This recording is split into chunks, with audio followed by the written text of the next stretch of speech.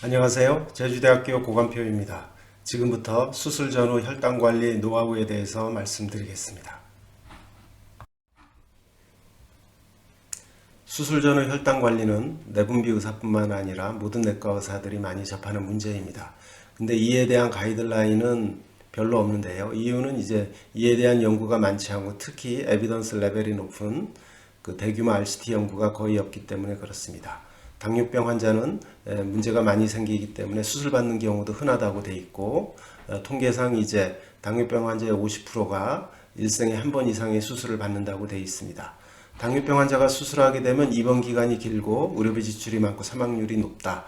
문제들이 많이 생기기 때문이죠. 어떤 문제들이 주로 생기느냐? 인펙션, 운드 프로블럼, AKI, 심혈관 질환도 잘 생기는 것으로 돼 있습니다. 그리고 에비던스 레벨은 높지는 않지만 많은 연구에서 수술 전후 혈당이 안 좋을 경우에 예후가 나쁘다고 되어 있기 때문에 모든 전문가들은 수술 전후 혈당 조절을 잘해야 된다라는 데 이견의 여지가 없습니다.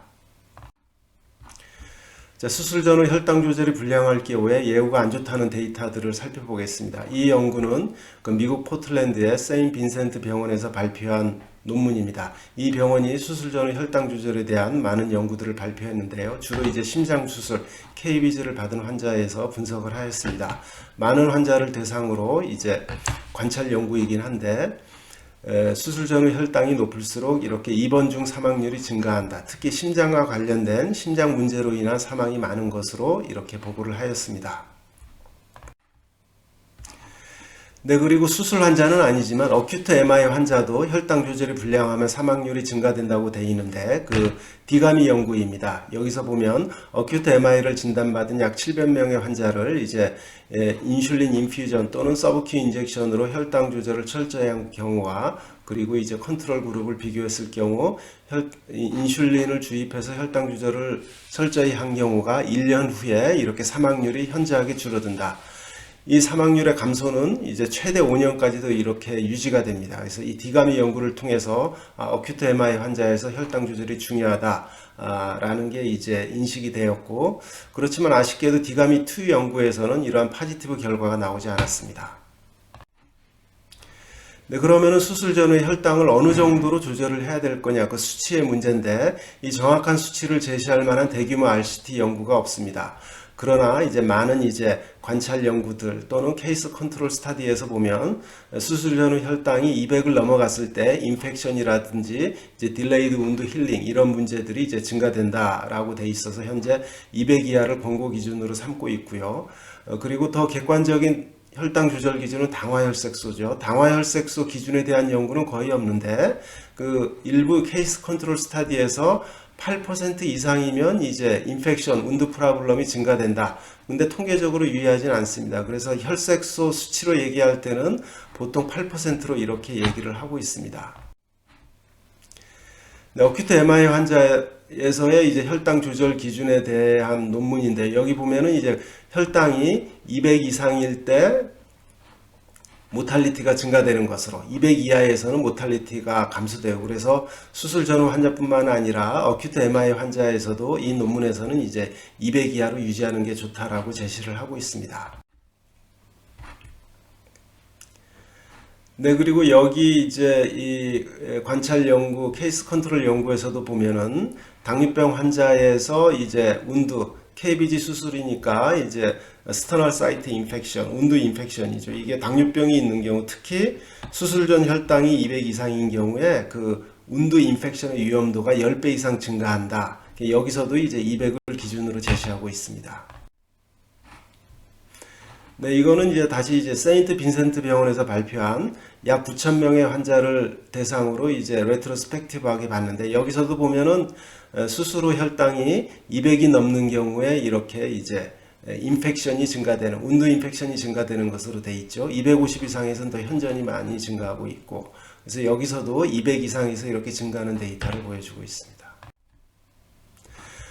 네, 이제까지 주로 운드 인펙션이나 심장 수술에 대한 데이터인데, 그러면은 운드 인펙션뿐만 아니라 다른 박테레미아, 뉴모니아 등 다른 인펙션을 다 포함한 그런 것도 그런 거는 어느 수치 이상에서 증가되느냐?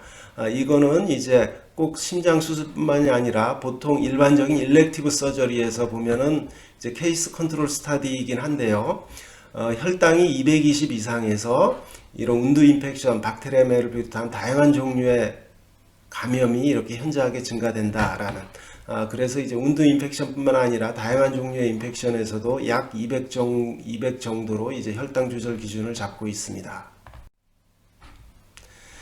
네, 그리고 이제 수술 전후 혈당 조절에 대한 대규모 RCT 연구가 거의 없다고 했는데요. 이제 수술 후 환자가 포함된 외과 중환자실 환자를 대상으로 한 이제 대규모 RCT 연구를 보겠습니다. 이 ICU 환자를 대상으로 한 RCT 연구는 이 벨기에 루벤 대학의 이제 반덴버그 교수가 이제 ICU 의사인데 이 교수가 많이 이제 연구를 수행했습니다.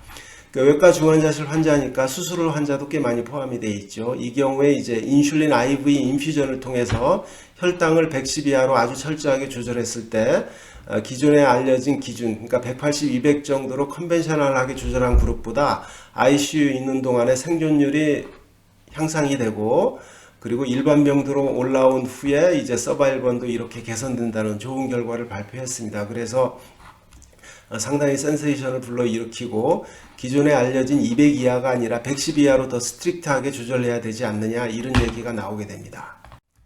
이 반덴버그 연구팀이 다시 이번에는 이제 내과 중환자실 환자를 대상으로 철저한 혈당 조절 연구를 했는데요. 이 경우에서도 이제 IV 인슐린 인퓨전을 통해서 110 이하로 혈당 조절을 했을 때 모탈리티는 개선시키지 못했습니다만은 이제 인공호흡기를 떼는 경우가 유의하게 높았고 그리고 중환자실에서 일반 병동으로 올라가는 경우가 더 많았고 일반 병동에서 병원을 아예 퇴원하는 경우도 더 많았다. 그래서 여기서 더 이제 지금까지 알려진 180보다 110 미만으로 철저하게 조절하는 게 필요하겠다라는 이제 얘기가 많이 나오게 됩니다. 자, 그렇지만 이 두 ICU RCT 연구는 한 병원에서 시행이 된 거죠. 그래서 그 다음에는 좀 더 많은 인터내셔널 다기관 연구를 통해서 대상 환자도 6,000명으로 상당히 많은 환자를 통해서 한쪽은 이제 110 이하로 철저하게 인슐린 인퓨전을 통해서 조절하고 다른 쪽은 일반적으로 알려진 기준 180 이하로 했는데 여기서는 반대의 결과가 나옵니다. 그러니까 철저하게 혈당 조절했을 경우에 오히려 모탈리티가 더 증가되죠. 저혈당도 많아지고. 그래서 이 연구가 더 이제 대규모 연구이고 여러 기관에서 시행이 됐기 때문에 이게 나이스 슈가 스타디인데요. 이 결과가 발표되고 나서는 이제 110 이하로 내려서는 안 되겠다. 기존의 기준인 180 또는 200을 적용하자 이렇게 됩니다. 그래서 현재 입원 환자의 혈당 조절 기준은 가이드라인에 따르면 물론 수술 전후 혈당 조절 기준도 거의 비슷합니다. 일단 180 이하로 유지해라 이렇게 돼 있죠.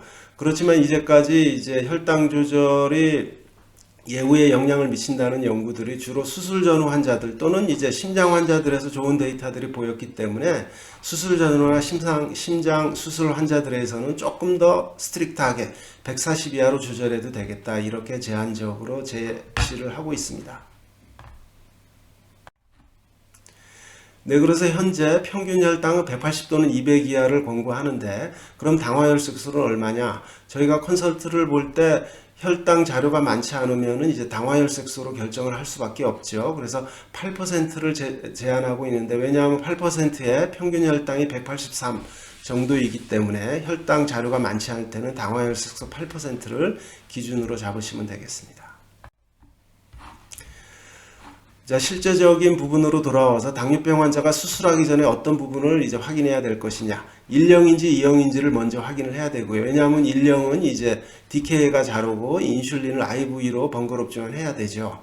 그리고 혈당 조절을 이제 180 또는 200 이하로 유지해야 되기 때문에 혈당 조절이 이 정도 이하로 유지되는 환자냐 봐야 되겠고 그리고 저혈당이 취약한 환자이냐. 저혈당이 취약하면은 이제 가이드라인에서 제시하고 있는 180 이하가 힘들 수도 있죠.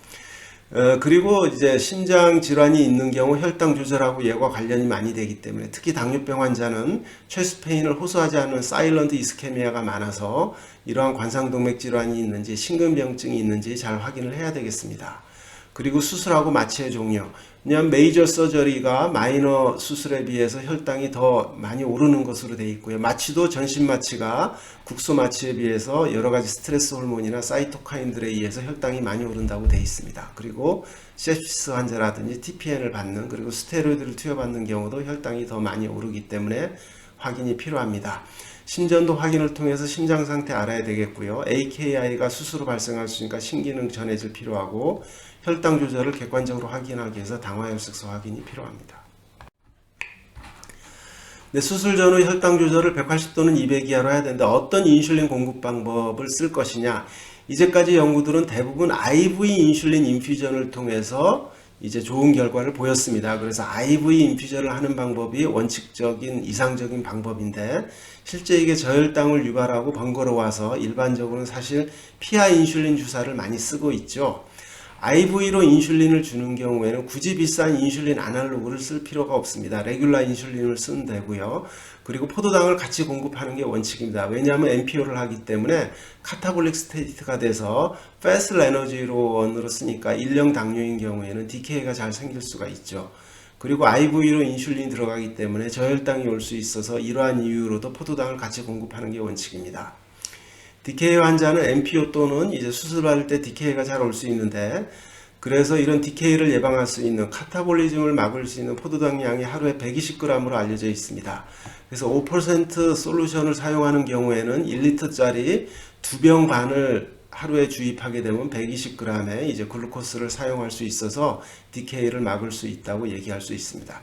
10% 용액은 잘 쓰지 않습니다. 이제 글루코스하고 오스몰라리티를 많이 올리기 때문에. 그리고 포타시움을 같이 주는 것이 원칙으로 되어 있고, 왜냐하면 인슐린을 IV로 주게 되면 이제 저칼륨 혈증이 잘 생기게 되죠. 이를 막기 위해서 포타시움을 같이 주는 게 또한 원칙으로 되어 있습니다. 자, 슬라이딩 스케일이 간편해서 많이 쓰는 방법인데, 슬라이딩 스케일은 현재 혈당에 맞춰서 이제 인슐린을 투여하게 되죠. 그 혈당 조절 기준이 200 이하 또는 180 이하이기 때문에 200 이상에서 추가 인슐린이 들어가게 됩니다. 보통 일반적으로 교정계수, 그러니까 인슐린 1단위를 주입했을 때 50이나 60이 떨어진다고 알려져 있기 때문에 50 간격으로 RI를 이제 1단씩 증량하게 됩니다. 근데 토탈 인슐린 용량이 많은, 즉 인슐린 저항성이 많은 환자들은 50 간격 1단위가 아니라 2, 3단위 더 증량해서 해야 될 수도 있습니다. 자, 슬라이딩 스케일이 간편해서 특히 외과에서 많이 쓰는데요. 사실 과학적인 방법은 아닙니다. 왜냐하면은 인슐린을 투여하고 나서 2시간, 4시간 후에 효과를 나타내는데, 그때의 혈당을 감안해서 투여하는 게 아니고 그 사전 혈당에 준해서 인슐린 용량이 결정되기 때문에 과학적인 방법이 아니죠. 그래서 정밀한 혈당 조절이 불량하고 혈당 변동이 많고 그렇습니다. 그래서 이러한 슬라이딩 스케일은 단기간만 쓰라고 되어 있고요. 금식이나 또는 식사량이 적고 식사가 불규칙할 때에 약 3일 이내 단기간만 사용하는 게 이제 원칙으로 되어 있습니다. 그리고 슬라이딩 스케일 단독으로 하는 것보다는 기저인슐린을 같이 사용하기를 권고하고 있습니다. 특히 일령 당뇨병이나 이제 DKA가 올 수 있는 상황에서는 슬라이딩 스케일만 하게 되면 혈당이 괜찮으면 인슐린이 안 들어가는 상황이 생기게 되겠죠. 이러한 경우에서는 일령 당뇨병이 얼마든지 DKA가 올 수 있기 때문에 이러한 경우에는 반드시 기저인슐린을 꼭 같이 사용하게 된다. 그래서 슬라이딩 스케일의 단독 사용은 권고하고 있지 않습니다. 수술 전후 혈당 조절을 잘 해야 되는데, 평소 그럼 혈당이 불량했던 환자들은 수술 전에 단기간에 혈당을 내려야 되겠죠. 이 경우 어떤 방법이 좋으느냐, 베잘 볼루스로 하는 방법이 좋은가, 슬라이딩 스케일로 하는 방법이 좋은가, RCT로 비교한 소규모 연구가 있습니다. 이 경우 베잘 볼루스로 하는 방법이 슬라이딩 스케일보다 더 성적이 좋다라는 그러한 연구입니다. 보면은 베잘 볼루스로 수술 전에 혈당 조절을 한 경우가 슬라이딩 스케일보다 혈당을 더 신속하게 잘 떨어뜨렸고요. 그리고 수술 후에 이제 인펙션 같은 여러 모비디티가 발생하는 경우도 보면 운드 인펙션, 뉴모니아 등의 여러 가지 컴플리케이션이 베잘 볼루스를 수행한 경우가 슬라이딩 스케일로 조절한 경우보다 훨씬 유의하게 더 적었습니다. 그래서 수술 전후 혈당 조절은 이제 베잘 볼루스로 조절할 것을 권고하고 있습니다. 자, 그리고 기저인슐린을 투여받던 환자들은 이제 수술하게 되면 이제 기저인슐린을 뭐 이론적으로는 그대로 써도 돼야죠. 왜냐하면 기저인슐린 저혈당이 적으니까. 근데 실제는 그렇지 않습니다. 그대로 쓰게 되면 아무래도 이제 저혈당 위험이 좀 있게 되는데, 이제 뭐 란투스라든지 투제오, 트레시바 이런 인슐린들이 피크가 전혀 없는 건 아니거든요. 그래서 몇 퍼센트의 용량을 주면 되느냐를 연구한 게 있는데, 여기 보면 이제 약 75% 정도를 투여한 경우가 이제 혈당 조절 범위 100에서 180 정도에 많이 이렇게 유지할 수 있었고, 물론 100%를 투여하면 많은 비율로 혈당 조절을 유지할 수 있지만 저혈당이 이렇게 온다는 거죠. 그래서 기저인슐린 용량을 받는 사람이 수술하게 되면 MPO 때 평소 용량의 약 75% 정도를 투여할 것을 권고하고 있습니다. IV 인슐린 인퓨전이 원칙인데 여러 가지 방법이 있습니다. 복잡할수록 이제 혈당 조절을 정밀하게 할 수 있고 저혈당이 적으니까 좋은데요. 근데 복잡한 방법은 또 병원에서 간호사들이 수행하기 어려운 부분이 있습니다. 그래서 자기 병원의 여건에 맞는 방법을 선택해서 해라 라고 되어 있습니다. 이 GIK 솔루션은 픽스드 인슐린 인퓨전 방법입니다. 이것은 이제 5% 500 바틀에다가 포타슘하고 RI15단이 고정된 용량을 섞고 일단 이거를 인퓨전해서 2시간 간격으로 혈당을 측정하게 됩니다. 그래서 혈당이 계속 200 이상으로 높으면은 그 다음에는 RI15단위가 아니라 20단위를 섞은 바틀로 바꿔주게 됩니다. 반대로 120 이하로 혈당이 낮으면 RI를 5단위 뺀 바틀로 바꿔주게 되죠. 그래서 용액을 수시로 교체하기 때문에 낭비가 많고, 그리고 혈당이 계속적으로 낮은 경우에는 RI가 점차 줄어들면서 결국 RI가 안 들어간 플루이드가 들어가게 되는 경우가 생기겠죠. 이 경우는 일령 당뇨는 DKA가 발생할 수도 있습니다. 그래서 일령 당뇨에서는 이제 적절하지 않은 방법으로 되어 있습니다. 일반적으로 이제 Variable Separate Glucose Insulin 인퓨전을 가장 많이 쓰는데, 이 방법은 이제 한쪽 라인으로는 글루코스 플루이드를 주고 다른 라인으로는 이제 RI가 고농도로 포함된 RI 플루이드를 이렇게 인퓨전 펌프를 통해서 주입하게 됩니다. 그래서 1시간 간격으로 BST를 재서 이 혈당에 따라서 인슐린 인퓨전 레이트를 정하게 되고, 뭐 꽤 정밀할 것 같지만 실제 보면 또 저혈당이 이제 빈번하고 혈당 조절이 쉽지는 않습니다. 가장 아이디어한 방법은 다이나믹 알고리즘. 이게 이제 예일 프로토콜이 그 한 예인데, 아까 이제 베리어블 세퍼레이트 인슐린 인퓨전 방법은 혈당 수치에 따라서 RI 플루이드 인퓨전 레이트를 결정하죠. 이 다이나믹 알고리즘 예일 프로토콜은 혈당뿐만이 아니라 혈당의 증가 속도 또는 감소 속도까지 감안해서 인슐린 주입 속도를 결정하게 됩니다. 그러니까 1시간 전에 혈당이 150이었던 사람이 70으로 떨어진 경우하고 1시간 전에 50이었던 사람이 70으로 올라간 경우는 위험도가 훨씬 차이가 크겠죠. 이런 증감 그리고 그 변화 속도까지 감안해서 하는 거니까 저혈당이 좋고 정밀하게 조정할 수 있습니다. 근데 이 방법은 복잡해서 이제 숙련된 간호사가 필요하기 때문에 모든 병원에서 시행하기는 힘든 상황입니다. 자, 일령 당뇨병은 수술 전후 혈당 조절을 IV 인슐린 인퓨전이 원칙입니다. 일령 당뇨는 DKA나 HHS 같은 acute hypoglycemic complication이 발생할 수 있기 때문에 IV로 주는 게 좋고, 그렇지만 간단한 수술이나 프로시저는 피하 인슐린으로 대체할 수도 있습니다. 이에 반해서 제2형 당뇨병은 대부분인 경우에 간편한 피하 인슐린 주사로 수술 전후 혈당 조절이 가능합니다. 자, 그렇지만 2형 당뇨병도 이제 평소에 베잘볼루스로 혈당 조절을 해야 되는, 상당히 인슐린 분비 기능이 떨어져 있고 이런 환자들이 뭐 심장 수술 같은 메이저 서저리를 받는 경우에는 이 경우에는 IV 인슐린 인퓨전을 해야 됩니다. 그리고 경부혈당 강화제는 수술 당일에만 중단하면 되고요. 그 전날까지 먹어도 된다는 거죠. 과거에는 이제 메플로민으로 인한 락티에시도시스 위험 때문에 3일 전에 끊어야 된다 이렇게 얘기했었는데, 최근에는 실제 메플로민이 락티에시도시스 유발하는 경우가 상당히 드물기 때문에 수술 당일만 중단하는 것으로 되어 있고요. 그리고 참고로 최근에 많이 쓰는 SGLT2 이니비터는 DKA를 유발할 수 있기 때문에 3일 전에 끊으라고 되어 있습니다. 자, 요약하면 수술 전후 혈당 관리에 대한 가이드라인이 많지 않아서 왜냐하면 이제 대규모 이제 RCT 연구가 별로 없고 이제 에비던스 레벨 높은 연구가 별로 없어서 그렇고요.